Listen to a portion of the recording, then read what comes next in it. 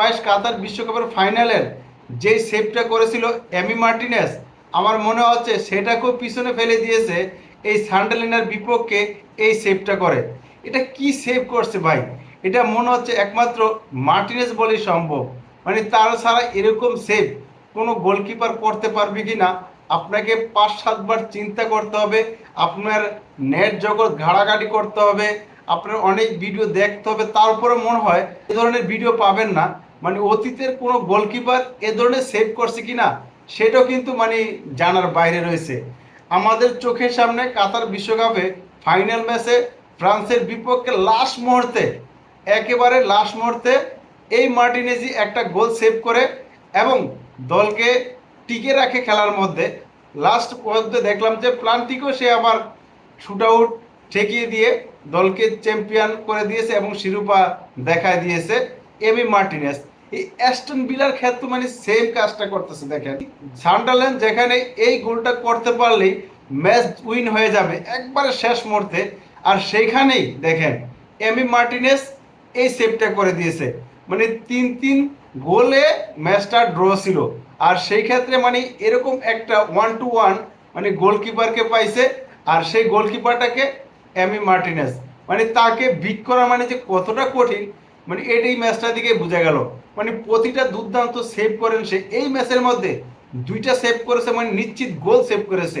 মানে এই গোলকিপারটা এরকম একটা গোলকিপার, বিশ্বের যে কোনো গোলকিপার তার সাথে মানে যদি আপনি মিলাতে যান আপনি এই দিক দিয়ে মিলাতে পারবেন না। মানে আর্জেন্টিনা দল এরকম একটা গোলকিপার পাইছে, কি পাইলো না পাইলো সেটা বিষয় না। সেম কথাটা আমি অ্যাস্টন ভিলাকে বলবো, মানে তারা কোন প্লেয়ার পেলো, মানে নামি দামি কোন প্লেয়ার নিতে পারছে না নিতে পারছে সেটা কিন্তু মুখ্য না, কিন্তু তারা একটা গোলকিপার পাইছে যে গোলকিপার অন্তপক্ষে যে কোনো মুহূর্তে ম্যাচ উইন করে দিতে পারে।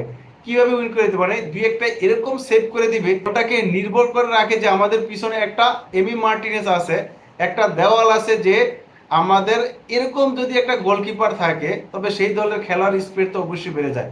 কিন্তু প্রথমত দেখলাম যে আমরা অ্যাস্টন ভিলা প্রথম গোলে এগিয়ে গিয়েছিল, পরবর্তীতে এই একটা গোলে এগিয়ে যাওয়ার পরে তারপরে কিন্তু সান্ডারল্যান্ড কিন্তু আরেকটা গোল দিয়ে দেয়।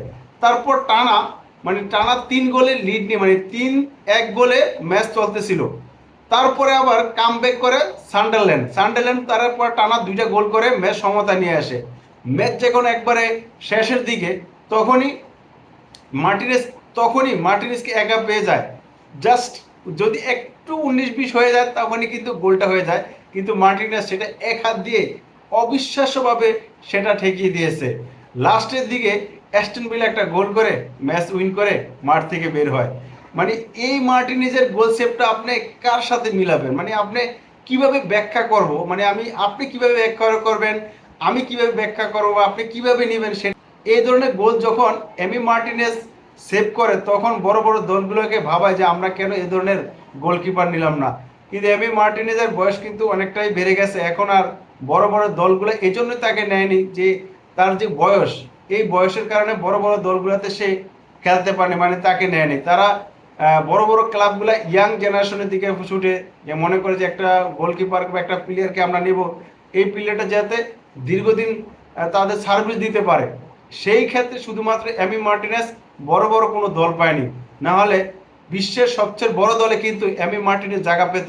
বিশ্বকাপে যে অসাধারণ সেভ করেছে, প্রতিটা অ্যাস্টন ভিলার প্রতিটা ম্যাচে কিন্তু সে অনেকগুলো এরকম সেভ করে দেয়, আর সেই সেভটা আজকের একটা ম্যাচে করে দিল, সত্যি অসাধারণ। আমি মনে করি সান্ডারল্যান্ড শুধুমাত্র একজন প্লেয়ারের কাছে হেরে গেছে, সেটা হচ্ছে এমি মার্টিনের কাছে হেরে গিয়েছে।